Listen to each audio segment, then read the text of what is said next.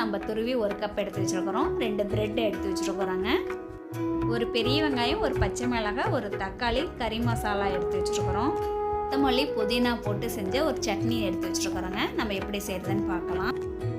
ஒரு கடாய் ஒன்று வச்சுருக்குறோம். அந்த கடாயில் ஒரு 1.5 டேபிள் ஸ்பூன் அளவு எண்ணெய் ஊற்றிக்கலாம்.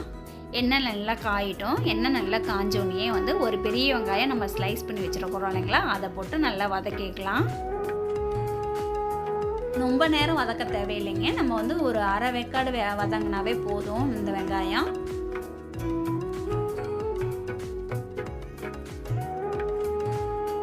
வெங்காயம் அரை வேக்காடு வந்தோடனே ஒரு பச்சை மிளகாய் நம்ம சின்ன சின்னதாக கட் பண்ணி வச்சுருக்கிறோம், அதை சேர்த்திக்கலாம்.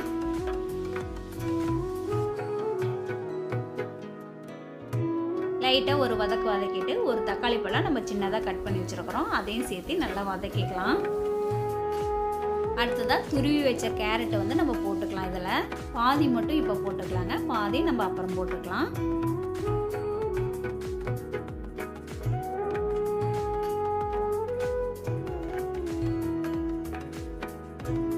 அடுத்ததாக பச்சை பட்டாணி வந்து ஒரு 200 கிராம் அளவு வந்து நம்ம வேக வச்சு வச்சுருக்கிறோம். அந்த பச்சை பட்டாணியை போட்டு நல்லா வதக்கிக்கலாம்.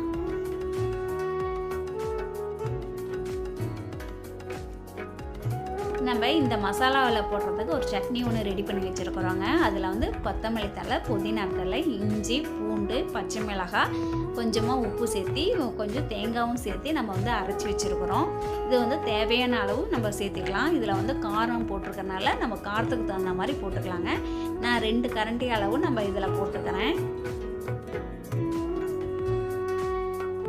இது வந்து கொத்தமல்லி தழை, புதினா தழை சேர்த்து அரைச்ச சட்னி தாங்க, நார்மல் சட்னி தான். இப்போ இந்த சட்னி சேர்த்து நல்லா நம்ம வதக்கிக்கலாம்.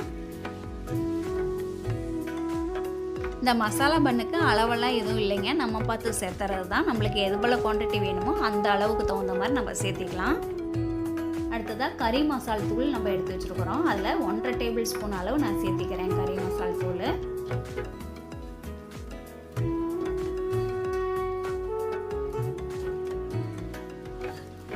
இதுக்கு கொஞ்சமாக வந்து உப்பு சேர்த்திக்கலாங்க.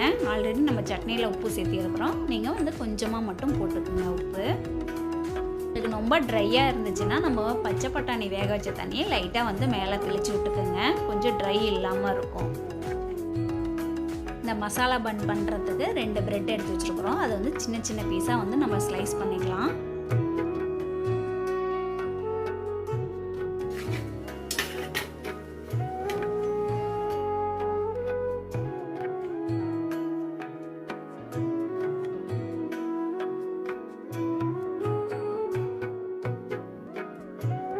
இந்த ஸ்லைஸ் பண்ண பிரெட்டை வந்து இந்த மசாலாவில் வந்து ஆட் பண்ணிக்கலாம்.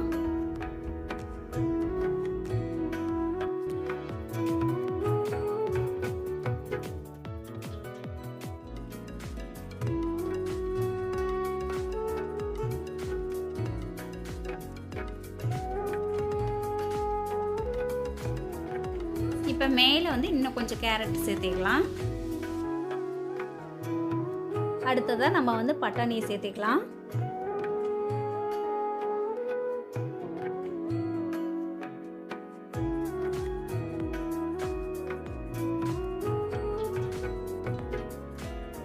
நம்ம இப்படியே சாப்பிட்டாலும் நல்லா இருக்குங்க. இதில் வந்து முட்டையை ஆட் பண்ணி சாப்பிட்டாலும் இன்னும் நல்லா டேஸ்ட்டும் நல்லாயிருக்கும்.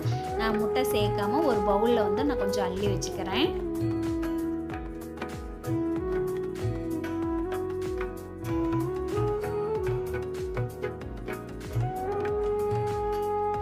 மீதி இருக்கிற மசாலா பன்னில் 2 முட்டையை உடைச்சி ஊற்றிக்கலாம்.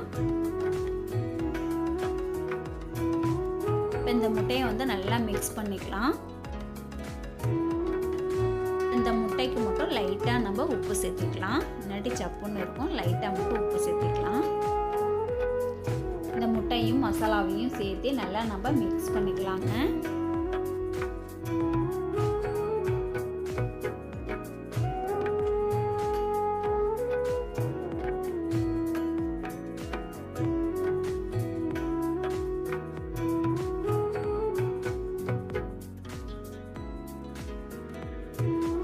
இப்போ அடுப்பு ஆஃப் பண்ணிக்கலாங்க. லைட்டாக வந்து நம்ம மல்லித்தழை மேலே போட்டுக்கலாம். அவ்வளோதான், நம்மளுடைய மசாலா பன் ரெடி ஆயிடுச்சிங்க.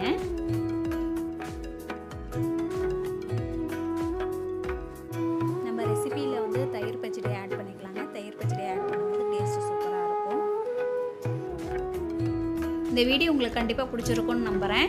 இந்த வீடியோ உங்களுக்கு பிடிச்சிருந்துச்சுன்னா லைக் பண்ணுங்கள், ஷேர் பண்ணுங்கள், கமெண்ட்ஸ் பண்ணுங்கள் ஃப்ரெண்ட்ஸ். நிறைய பேர் இன்னும் வந்து சப்ஸ்கிரைப் பண்ணாமல் நம்ம வீடியோவை பார்த்துட்ருக்குறீங்க. மறக்காமல் வந்து சப்ஸ்கிரைப் பண்ணுங்கள். மேலே இருக்கிற பெல் பட்டனையும் கண்டிப்பாக வந்து கிளிக் பண்ணிடுங்க. ஓகே ஃப்ரெண்ட்ஸ், நெக்ஸ்ட் வீடியோவில் நம்ம பார்ப்போம்.